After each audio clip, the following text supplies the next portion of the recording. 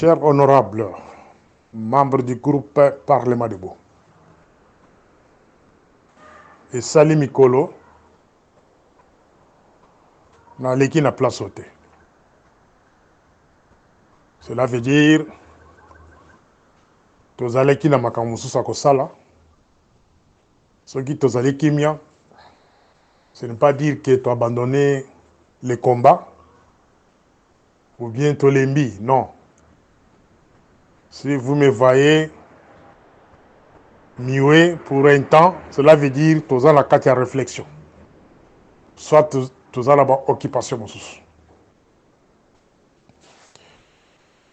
Nalandi ba sujet belé oyo ezali ko circuler dans les réseaux sociaux, entre autres la décision du Conseil de sécurité de l'ONU sur le Congo, l'avancement des rebelles du M23 et Nanga, la corruption des autorités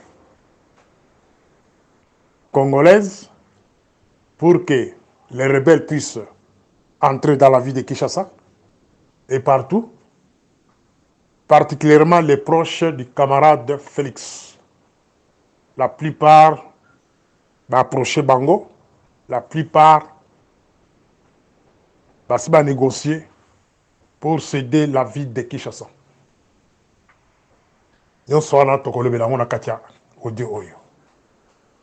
Mais avant la quota en détail, la lingaki n'a répété et loko moko o na lobaka mikolo nyonso. Parce que les Congolais, vous avez un problème. Le problème des Congolais, c'est quoi?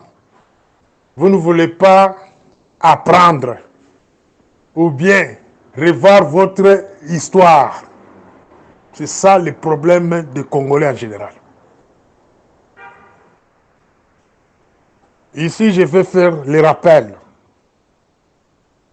pour Abato Mayele. Là-bas, comment ce pouvoir est dirigé et d'où vient ce pouvoir. Les slogans qui est Bukelenga Bouitou, Bukelenga Bouitou. Je vous prie, Bochala nos slogans dans Libanda. Bobo Kao Moussika, soit dans la poubelle. Bobo Kessika pouvoir place et outil.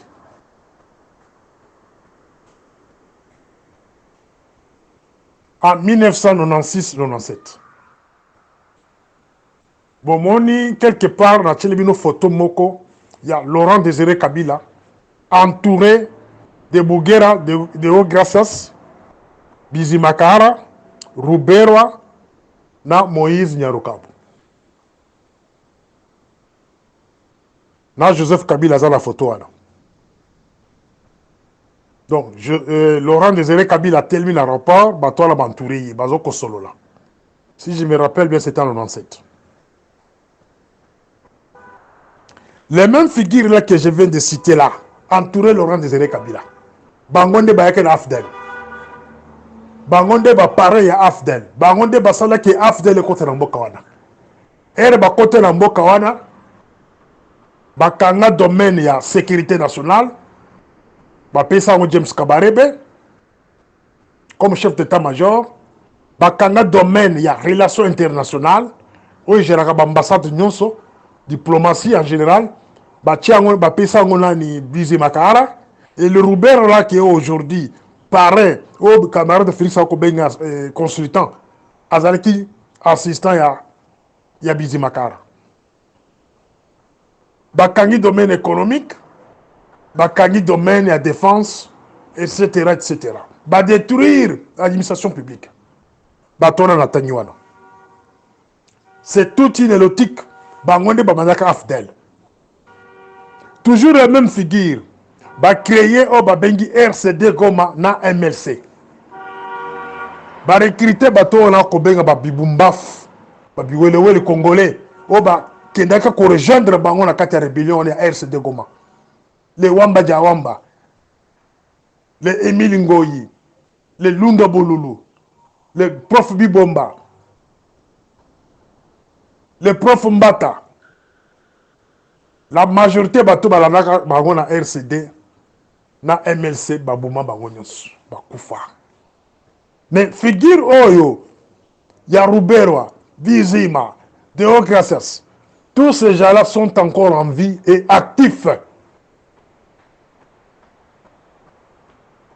Batouana, Bazaki na Joseph Kabila. Les mêmes figures là. Les tout inélotiques là. Les noyaux à Batouana. Banketaka Bangote. Baboumissa plus de 10 millions, 15 millions, 18 millions. Bakimissa plus de 20 millions de Congolais Liban là. On va en exil politique. Bamoussouma qui est en exil économique. Donc Bazan Anzala. Bakimimbo Kalabango. On compte plus de 20 millions de Congolais. Liban là, pays. Donc c'est nélotique là, bakimisi batu ba congolais na mboka na bango na terre na bango. Même politique Israël a ko sala des politiques ba toute nélotique ba zanango.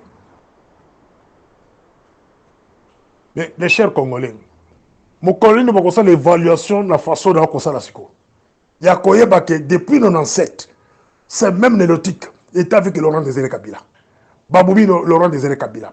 Ba créer RCD Goma, ba créer MLC, toujours les mêmes gens là. Va recruter les Congolais de la même manière va recruter Bango Lelo. Après, on va recruter Bango. Baboumi Bango, Bamba Tikalouana, Bazou Kabila Joseph en otage. Pendant 18 ans, va amorceler Congo. Tozali qui a 11 provinces, va Bétan 26. Passe les minutes silaté. Vous les Congolais, vous pensez que quand on va diviser le Congo, c'est ça la richesse. Donc vous serez tous des riches. Non. Bakaboli bino parce que bazana ba intérêt na bango ba éviter na bakaboli bino, c'est pour bien vous gérer. Les gens de Kabinda, les gens de Sankuru, les gens de Moena Ditu, les gens de Kamina, boza ba pauvres. Voilà l'autre côté bakabola bino ba détacher bino na province bino d'origine, on vous a égaré. Donc boza ba oh jamais mukolo côté bolo ba que non division au Rubero Salaki. En 2011, il y a Kokabula Mboka wana de 11 à 26 provinces et PCB nos bénéfices. Non. Les Congolais, vous n'arrivez pas à faire ce qu'on appelle l'évaluation. Ces gens-là, ils ont pris Kabila, Joseph en otage pendant 18 ans. Les mêmes gens aujourd'hui, Baza Pébé la camarade de Félix. Bangonde va créer Union Sacrée. Maître penseur à Union Sacrée, c'est Rouberwa. Ils n'ont pas voulu que les partis politiques aient l'autorité, locale IDPS. Ils ont préféré de se cacher dans ce que vous appelez Union Sacrée. Union Sacrée, c'est la pensée de Rouberwa. Mais après ça, on va Congolais, il ne faut pas exécuter un mot. L'Union Sacrée n'est pas IDPS. L'Union Sacrée n'est pas parti de Boyoka na Mbokawana. Bamba batem na kata Union Sacrée. Babimisi Babimisi Premier ministre, dans présent assemblée, il y a obédience dans Bango. Baïbi le pourquoi. Basali ko contrôle le ministère de la Défense. Basali ko contrôle le ministère de l'Économie. Basali ko contrôle le ministère des Affaires étrangères. Basali ko contrôle le ministère de Nyos. Ces gens-là que j'appelle les cartels des nélotiques. Il y a depuis 96-97. Il y a RCD Goma, MLC, il y a Kabila Joseph, le Bazana Félix. C'est toujours les mêmes gens-là. Avec Félix, bah, c'est caché quelque part dans Kinshasa, bah, combien on va consultant. Donc, na beti rappel wana pour que na zong semitu ebino na sima bo comprendre banani ba ko diriger mboka wana. Le pays là est dirigé par les lotiques. Et la guerre est à l'est du Congo, la guerre à l'est du Congo. Du M23. Les M23, c'est l'affaire de tout inélotique. Les Congolais vont accompagner M23, c'est des Congolais qui ont des marionnettes. Maintenant, on va comprendre le sens de la guerre. Quand ils vont arriver à Kinshasa, toko zongela bo umbu oyo, to bona depuis, cette fois-ci vous allez faire deux. Yango nazali ko mettre en garde les autorités du pays. Yango na ko mettre en garde les autorités militaires et de la sécurité du pays. yango na ko mettre en garde ye moko camarade Félix boyokanga bien. Ces néolotiques sont très forts en diplomatie. Ils sont à la Maison Blanche. Ils sont à Élysée. Ils sont presque partout. Regardez comment ils ont influencé le Conseil de sécurité de l'ONU sur les cas du Congo. Ce qui vient de Congo, le côté le matin, je n'ai pas rappelé Batuakala, le général Denis Kaloumé. Je pense que ce qui Mokolo est retraité, mais moi, on a eu actif dans le gouvernement actuel. Kaloumé, yeba ndenge bapesa kayo mongo. Kaloumé Denis. Ndenge bapesa mongo pour démoraliser nos troupes à l'entrée de l'AFDEL. Même si vous mourrez aujourd'hui, Kaloumé, vous allez payer. Vous allez payer. Senga pardon. Ba autorité militaire au nyonso ba yambongo ya ba Rwandais, ba Ougandais, ba Kenya à l'époque de l'AFDEL pour démoraliser les militaires. Les lobazali wapi. Les militaires ya DSP boyoka bisote. Bo yambongo pour la couture Mobutu. Les lobazo ko souffrir la carte exil. Bokumi kozonga moko na nyenga ko batama. Orezaki moko la bino. Bondima ba Rwandais pour botre Mobutu. La même chose dans la garde républicaine à Félix. Ba autorité na bino ba kozwa mbongo. Ya ba Rwandais, ya ba Ougandais, ya ba Kenyans. Les Kenyans, bazana ba banque à la carte Kinshasa. Bazali ko corrompre bino, nous sommes au courant de tout. Pour que Botika ba rebelle ba côté la vie de Kinshasa. Mes chers amis Bokolela. Rébellion wana ezana, en faveur na binoté, ça je vous le dis franchement. Ezali en faveur na binoté les Congolais. Bo se plaît la sentiment té. Ezali en faveur na binoté, c'est l'affaire de tout inérotique. N'a pas représenté la carte Kinshasa. Ba copé sont 5 millions de dollars, 2 millions de dollars. Et bon on coach na Kinshasa te. Ko coach na banque moko libanda, bango moko de ba servir ba banque wana. Bon on ba ko bloquer ngo après avoir réussir mission na bango. À quoi sert ko zomo ba wana? Bato sécurité, la même chose. Vous prenez l'argent pour laisser la rébellion ba côté na mboka. C'est votre affaire, Bokolela. Bokolela. Il y a des officiers qui ont kotanga awa. On a mona ba ko souffrir. Muntu lokola colonel Bokechu, na ibaka à l'époque Azaki colonel. Pour le moment je ne sais pas s'il est devenu général. Colonel Chouke oyibi ndengo souffriraka na mboka wana. Mayala vainqueur. Boyebi ndenge bo souffriraka. Otikala na minova kuna mbula na mbula. Lelo ba boaki bacho na garage. Bato époque na bino. Ba Didier Tumba. Bozali wapi. N'osez pas de prendre l'argent des ennemis pour céder accès à la ville de Kinshasa. C'était ça le thème, il y a audio na sali awa. Les Kinois, botika sentiment. Ceux qui bako kosa bino, bozimbongo, ba influencer bino, rébellion y kokota na moko ba commenter bino de nouveau. Ce sont les Tutsi au Bazakoya. Ce sont les Tutsi au Bazakoya. Mise en garde à camarade Félix. Si vous n'arrivez pas à créer une cohésion nationale, on vous chasse d'ici là. Vous serez chassés et arrêtés, même dans la vie de Kinshasa. Yo mon côté la famille no mobimba. Ceux qui ont salé la bakamuna ko basiko te. Bazali ko kangayo na mboka wana. Depuis batba ko kangayo sont tes propres gardes républicains. Ne ba ko kanga. La ligue ko ba mingi te parce que d'abord mais je sais que ce sont les gardes républicains qui travaillent pour Bakangayo. Bakangayo, mon côté, Bakangana maman, Bakanga moi si Bakanga famille. Et vous serez ridiculisés dans la Katambokawana. Il est temps de créer la cohésion nationale par un dialogue franc avec tous les Congolais, la diaspora et consorts, et puis toute la rébellion Balingini.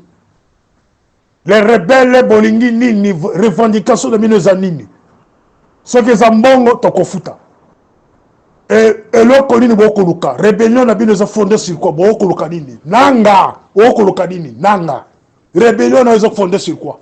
Ozo ko revendiquer nini? Sultani Makenga, ozo ko revendiquer nini? Kunda Batware, revendication de Zanini. Bertrand Bisimwa, revendication de Zanini. C'est ça les questions Tokotuna Bino, surtout qu'il y a dialogue. Quelle est la revendication des rebelles? Nous devons prendre les revendications en tout sur la table. Tout étudier en haut. Ceux qui ont constaté la montée camarade de Félix, vous serez arrêtés dans peu de temps. D'ici là même. Quand je parle ici, il est pourquoi. Biso tokopé sabino pouvoir en Norte, les rebelles, boye bango bien. Beaucoup n'ont jamais pouvoir en Maboko na biso, nous les Congolais. Les vrais Congolais, les vrais résistants. Non. Biso tokangi ville de Kinshasa. Tokangi ville de Kananga. Mbujimai. Katanga. Bakongo, Bandundu. Boko kota na ma ville on a tangité. Boko kota na ma ville on a té. Parce que nous nous organisons pour vous barrer la route. Binomi Balé, les composantes ici na Tangiao, camarade de Félix, Naba rebelle. Vous devez vous mettre d'accord. Sinon, biso ba résistant au kotikala jamais kopes bino zela. Au cas contraire, bino nyonso mi ba to gonantir bino. Parce que jamais to kotika bino ba rebelle, bozo ko la ba tuti na lotiki simana bino, boye na vie de Kinshasa bo matebiso.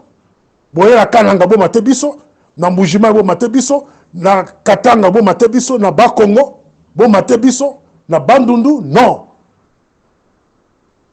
Notre mission pour le moment, c'est se mêler dans ce qui se passe au Congo.